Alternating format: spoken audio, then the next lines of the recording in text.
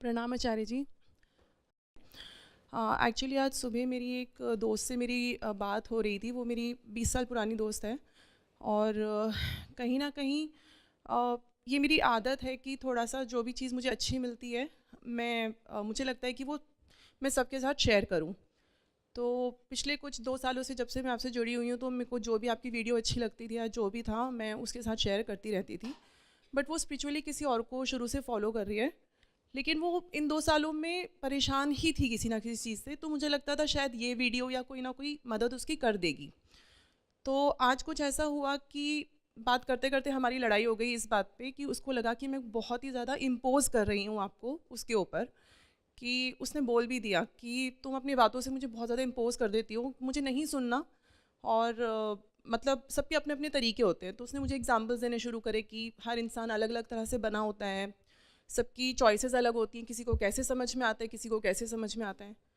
But मुझे लगा कि हम सबकी कहीं ना कहीं इंसान होते हुए दिक्कतें तो सेम होती हैं, कामनाएं सेम होती हैं, वासनाएं भी सेम होती हैं। और सबको मुक्ति चाहिए। तो ऐसा कैसे होता है कि गुरु अलग अलग होते हैं, या मुझे लगता है कि जो चीज़ मुझे यहाँ मिली है वो सबको मिले। तो मैं चाहे स्कूल में हूँ या मैं कहीं पे भी हूँ, मैं बस आपकी ही बातें करती रहती हूँ सबसे। किसी को किताब देना, किसी से वीडियो शेयर करना। लेकिन आज मुझे अपने मतलब मुझे सोचने पे मैं मजबूर हो गई कि क्या हमें किसी के ऊपर हमें अपने आप को इम्पोज करना चाहिए इस तरह से। लेकिन ये भी ख्याल साथ साथ था कि मैं चाहती हूँ कि तुम खुश रहो। मेरी इंटेंशन सिर्फ इतनी ही थी। तो मुझे ये समझ में नहीं आया कि गुरु आपको कैसे चुनता है, तो वो गुरु सबके सेम क्यों नहीं हो सकते। देखिए, रूप सबके लिए अलग अलग ही होगा। जो एक सेम गुरु होता है, साझा गुरु, उसका नाम तो आत्मा है। बस उसी को बोल सकते हैं कि वो सबका साझा गुरु है। बाकी रूप सबको अलग चाहिए होते हैं और समय अपना अपना सब स्वयं निर्धारित करते हैं। ये बात व्यक्तिगत रजामंदी की होती है। ये लगभग एक प्रेम प्रसंग जैसी चीज़ है जिसमें बलात ज़बरदस्ती कुछ नहीं करा जा सकता। अगर आप मेरी बात कर रही हैं तो मैं भी अलग अलग लोगों के लिए अलग अलग व्यक्ति हूँ। जो लोग मेरे साथ भी हैं या सुनते भी हैं मेरी दो चार बातें, वो सब के सब मेरे कोई किसी एक ही रूप के साथ थोड़े ही हैं। आपको मुझसे कुछ लाभ हुआ है, आप मेरा एक रूप जानती हैं। किसी और को मेरे किसी और रूप से लाभ हुआ है, और किसी तीसरे को किसी तीसरे रूप से। हम अभी चाहें तो एक छोटा सा प्रयोग कर सकते हैं कि आप लोग अगर लिख लें कि आपके लिए मेरा रूप क्या है, फॉर्म और मीनिंग दोनों, 5 बिंदुओं में लिख लें सब लोग। और लिखने के बाद आप एक दूसरे से ज़रा अदला बदली कर लें कि तुम्हारे लिए क्या है, मेरे लिए क्या है। अपने पड़ोसी से अदला बदली करके देख लें तो आप बड़ी भिन्नता पाएंगे। किसी को इस बात से फ़ायदा हो गया कि गीता के श्लोकों के अर्थ दुरूह थे, या उन श्लोकों के अर्थ उनको गलत पता थे, उनको पता चल गए। उनको इस बात से रोशनी मिल गई। किसी को इस बात से मिल गई कि उसके व्यक्तिगत जीवन में कोई गुत्थी फंसी हुई थी, मैंने सुलझा दी, या मेरी बात से उन्होंने स्वयं सुलझा ली। यहाँ पर भी जितने रोग हैं सबके लिए रूप अलग अलग ही हैं। जहाँ तक भौतिक स्तर की बात है तो वहाँ तो हमें ये मानना पड़ेगा कि प्रत्येक का गुरु उसके अनुसार ही होता है। हाँ, जो व्यक्ति समझाने निकला है उसमें इतनी लोच, इतनी फ्लेक्सिबिलिटी, इतनी वर्सेटिलिटी होनी चाहिए कि वो अलग अलग लोगों के लिए अलग अलग व्यक्ति बन सके। और ऐसा हुआ भी है, अतीत में ऐसा खूब हुआ है। अलग अलग लोगों से अलग अलग बात कहनी पड़ती है, अलग अलग अंदाज में, और इसीलिए बहुत बार बड़ा भ्रम हो जाता है। आप अगर कबीर साहब को भी लेंगे ना, और आप अगर वहाँ छिद्रान्वेषण करने निकल जाएं तो आपको दिखाई देगा कि एक बात दूसरे से विरोधाभासी है। लोग गीता को लेकर भी संशय में पड़ जाते हैं, कहते हैं यहाँ पर भी तो जो एक अध्याय में बोला गया है उससे कुछ अलग दिखाई पड़ रहा है बात दूसरे अध्याय में। क्यों? क्योंकि अर्जुन बदल चुके थे। अर्जुन बदल गए तो कृष्ण को भी रूप बदलना पड़ा। एक अध्याय में जो अर्जुन की दशा है वही दशा नहीं है अर्जुन की दूसरे अध्याय में आते आते, वहाँ कृष्ण को रूप बदलना पड़ता है। कबीर साहब जो बातें बोलते थे उनका संदर्भ एकदम सामाजिक होता था। लेखक नहीं थे कि अपने एकांत में कोने में बैठ करके लेखनी से लिख रहे हों। उन्होंने जो कुछ भी कहा है वो एक सामाजिक माहौल में कहा है, एकांत में कभी नहीं। एकांत भीतर होगा उनके, पर बाहर सदा लोग रहे हैं। उनकी कोई बात ऐसी नहीं है जो किसी के सामने न बोली गई हो। उन्होंने जब भी बोला है लोगों के सामने ही बोला है, और सुनने वालों ने सुन लिया, लिख लिया, रिकॉर्ड कर लिया, और वो बाद में हमारे तक आ गया। अब जो लोग सामने बैठे हैं वो सदा एक से तो होते नहीं ना। कभी किसी बात को लेकर चर्चा हो रही है, कभी किसी बात को लेकर चर्चा हो रही है। कभी कोई राजा आ गया सुनने के लिए, उससे एक बात कहेंगे। कभी 4-5 लोग सामान्य पृष्ठभूमि के, उनसे दूसरी बात कहेंगे। किसी दिन हिंदुओं का ज़्यादा जमावड़ा है, किस दिन मुसलमान ज़्यादा आ गए सुनने। बात थोड़ी सुनने में अलग अलग लगेगी, एक ही स्रोत से आ रही है पर अलग रूप में आएगी। तो गुरु का ये काम भी होता है कि वो अपना रूप आवश्यकता अनुसार बदलता चले। अगर नहीं बदलेगा तो उपयोगी नहीं रह पाएगा। तो दोनों बातें ठीक हैं। आप कह रही हैं क्या गुरु एक नहीं हो सकता? गुरु को एक होना ही होगा, और वास्तव में एक ही गुरु होता है, और उसका क्या नाम है? निर्गुण आत्मा। वो एक गुरु है। लेकिन जहाँ तक इस संसार की बात है, वहाँ सबके लिए अलग अलग होता है गुरु। मैं आपके लिए जो हूँ, इनके लिए मैं वो नहीं हूँ। उनके लिए जो मैं हूँ, उनके लिए मैं वो नहीं हूँ। संस्था के लोगों के लिए जो मैं हूँ, वो मैं आपके लोगों के लिए नहीं हूँ। और संस्था में भी मैं जो एक व्यक्ति के लिए हूँ, दूसरे के लिए उससे बहुत भिन्न हूँ। बिल्कुल ऐसा हो सकता है। इसमें ऐसा नहीं कि जो सिखा रहा है उसे बहुरूपिया होना पड़ता है। बात यह है कि सीखने वाले की आवश्यकताएं अलग अलग होती हैं। किसी को हंसा के सिखाना पड़ता है, किसी को रुला के। कोई बहुत गंभीर होता है, उससे गंभीर चर्चा करनी पड़ती है। किसी को खेल खेल में सीख देनी पड़ती है। किसी को पता है कि वो भीतरी तौर पे थोड़ा असुरक्षित है, उसको बैठा करके अगर ज्ञान दोगे तो बुरा मान जाएगा। बहुत लोग ऐसे होते हैं,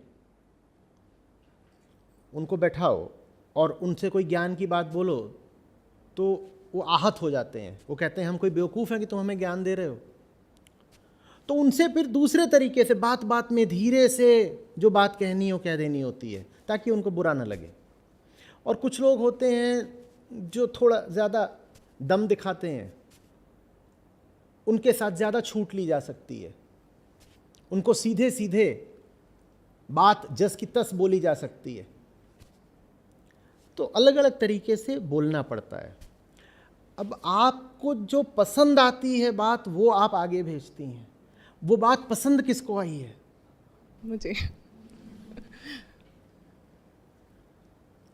उनको जो बात पसंद आनी है वो दूसरी होगी। जो रूप उनको चाहिए वो रूप दूसरा होगा। और कोई आवश्यक नहीं कि वो रूप मेरा ही हो। वो रूप हो सकता है उन्हें अन्यत्र कहीं मिले, उसमें कोई दिक्कत की बात नहीं, बशर्ते उनको जो भी रूप मिल रहा है वो रूप उनको सच्चाई और आज़ादी की ओर ले जाए।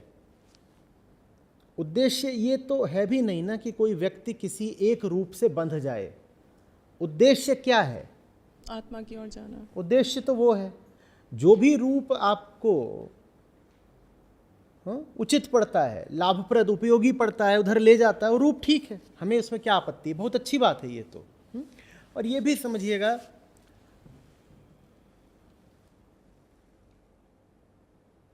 सबको अलग अलग धुन पसंद आती हैं नाचने के लिए,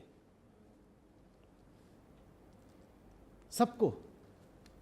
और जब किसी को मुक्ति की ओर ही ले जाना है तो उसकी मुक्ति छीन कर नहीं ले जा सकते। एक और तो हम कह रहे हैं कि फ्रीडम सबसे ऊंची बात है, तो हमें यह भी फिर याद रखना होगा कि जितने लोग हैं सबके पास फ्रीडम ऑफ चॉइस होती ही होती है। किसी की फ्रीडम ऑफ चॉइस छोड़ करके, छीन करके, और फ्रीडम ऑफ चॉइस तो साधारण इसी तल पर ना, दुनिया के तल पर, किसी की फ्रीडम ऑफ चॉइस को दबा करके हम उसे एब्सोल्यूट फ्रीडम की ओर कैसे ले जा पाएंगे? तो अपना काम तो यही है कि बस प्रयास करते रहो। और सैद्धांतिक तौर पर भी है और अनुभव से भी बता रहा हूँ, जो चीज़ कभी सफल नहीं होती वो है ज़बरदस्ती। एकदम नहीं, भले ही वो ज़बरदस्ती आपने प्रेम में करी हो। कारण बहुत छोटा सा है, कारण ये है कि लोग इनसेक्योर होते हैं, लोग एक डर के जीवन में होते हैं, और सभी डरे हुए हैं, सब। और जब आप डरे हो, उस समय कोई आपसे बहुत आग्रह करे ना, तो आपको लगता है उसका स्वार्थ है।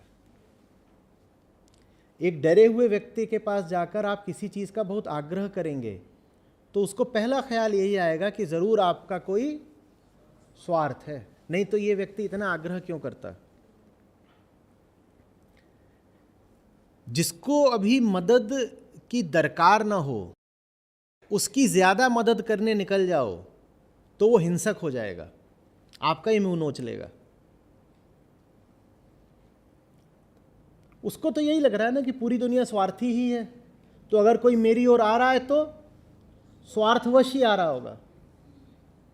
उनको यही लगता है, ज़रूर इनका कोई स्वार्थ है, ये बार बार मुझे क्यों इस व्यक्ति का वीडियो भेज रही हैं, इनका कोई स्वार्थ है। किसी दिन ये भी पूछ लेंगी कमीशन मिलता है क्या? कोई बड़ी बात नहीं है, आपको धक्का लग जाएगा कि ये कैसी बात बोल दी इसने, पर कोई बड़ी बात नहीं कि सामने वाला ऐसा ही कुछ सोच रहा हो। तो ये काम ऐसे मान के चलिए कि अपनी गरज का है। जो सिखाना चाहता है वो बड़ा हो गया ना, बड़े हो तभी तो सिखा रहे हो। बच्चे को जो आप सिखाते हो तो अपने तरीके से सिखाते हो क्या? जो सिखाता है, आपको बच्चा है छोटा, उसको सिखाना है तो आप क्या करते हो? बच्चे के साथ बच्चा बनना पड़ता है। वो तुतला रहा है तो खुद भी तुतलाना पड़ता है, 2+2 फोल। क्योंकि आपने अगर 2 बोल दिया तो कहेगा इंसल्ट। काहे कि पता तो उसको भी है कि होता है 2, पर उसके मुंह से निकलता है 2। और जो बेचारा 2 बोल पाने में असमर्थ है, उसके आगे आप 2 बोल दें तो उसको बड़ा अपमान लगता है। और आपका ये उद्देश्य है भी नहीं कि आप अभी 2 को 2 कराएं। आपका उद्देश्य अभी है कि वो बोलता है 2+2 8। अभी आप 8 को फोल कराना चाहते हो। 2 को 2 बाद में करा लेंगे, वो हो जाएगा, पहले 8 को फोल तो कराएं। मतलब समझ रहे हैं ना?